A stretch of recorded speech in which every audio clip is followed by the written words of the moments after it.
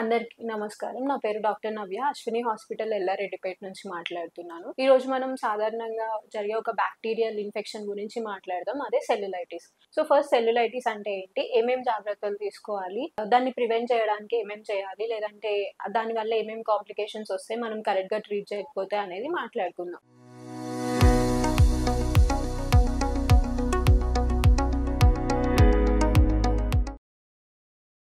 First cellulitis అంటే ఏంటి అంటే మన స్కిన్ కింద ఉండే డర్మిస్ అని ఒక లేయర్ ఉంటది. అంటే మృదుల కణజాలం అని. సో, దాంట్లో జరిగే ఒక బ్యాక్టీరియల్ ఇన్ఫెక్షన్ అన్నమాట. సో, అసలు సెల్యులైటిస్ అనేది ఎట్లా వస్తది అంటే మోస్ట్‌లీ చుట్టుపక్కల అంతా రైతులు ఉంటారు కాబట్టి వాళ్ళు నార్మల్‌గా పొలంలోకెళ్ళి పనులు చేస్తున్నప్పుడు చిన్న ముళ్ళు గుచ్చుకున్నా, లేదంటే పుల్లలు ఏమన్నా గుచ్చుకున్నా, పాము కాటు గాని, ఏమన్నా పురుగులు ఏమన్నా కరిచినా గూడా, లేదంటే చేతులకు గాని, కాళ్ళకి గాని ఏమన్నా పగుళ్ళుంటే దాని నుంచి స్ప్రెడ్ అవుతదన్నమాట.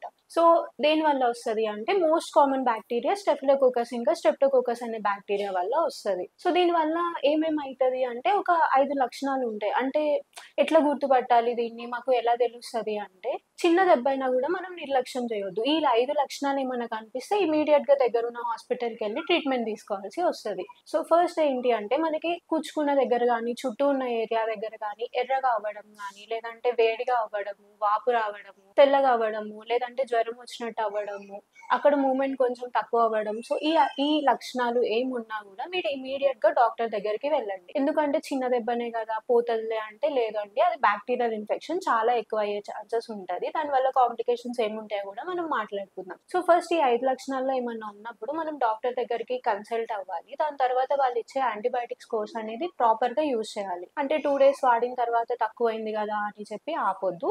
ప్రాపర్‌గా వాళ్ళైతే ఎన్ని డేస్ అయితే కోర్స్ రాస్తారో అది ప్రాపర్‌గా యూజ్ చేయాలి. ఇంకొకటి ఏంటి అంటే డయాబెటిస్ వాళ్ళు రక్త సరఫరా తక్కువ ఉన్న వాళ్ళలో ఇది మోస్ట్ కామన్‌గా వస్తది. సో, వాళ్ళేంటి అంటే కొంచెం అంటే ఎత్తులో పెట్టడం గాని కాలు వాపు తగ్గడానికి, లేదు అంటే దానికి సంబంధించిన జాగ్రత్తలు పాటించడం చేయాలి. శుభ్రంగా ఉంచుకోవడం ఆ ఏరియాని. ఇంకొకటి గీకడం గాని, వత్తడం గాని అట్లాంటివి ఏం చేయొద్దు. ఇంకా ఎక్కువయ్యే ఛాన్సెస్ ఉంటాయి. నెక్స్ట్ దీనివల్ల వచ్చే కాంప్లికేషన్స్ ఏంటి? దీనివల్ల ఏంటి అంటే బ్యాక్టీరియా అనేది బ్లడ్‌లోకెళ్ళిందనుకోండి సెప్సిస్ అనే ఇన్ఫెక్షన్ అయితది. ఇంకొకటి ఏంటి అంటే అక్కడ చీము ఇలాంటి పట్టి ఎక్కువయ్యే అవకాశాలు ఉంటాయి. అండ్ లింఫ్ నాళాలు అని ఉంటాయి. దాంట్లో వాపు వచ్చే అవకాశం గాని, ఇదే ఇన్ఫెక్షన్ రిపీటెడ్‌గా వచ్చే అవకాశం గాని ఎక్కువ ఉంటది. సో, చిన్న దెబ్బే గదా! అని చెప్పి నిర్లక్ష్యం చేయకండి. పైన చెప్పిన 5 లక్షణాలు ఏం కనిపించినా ఇమ్మీడియేట్‌గా డాక్టర్ దగ్గరికెళ్ళి మెడికేషన్ తీసుకోవడానికి ట్రై చేయండి. చిన్న దెబ్బనే గదా! పోతది, పుల్లనే గదా! గుచ్చుకుంది అని చెప్పి నిర్లక్ష్యం చేయొద్దు. జాగ్రత్తగా ఉండండి.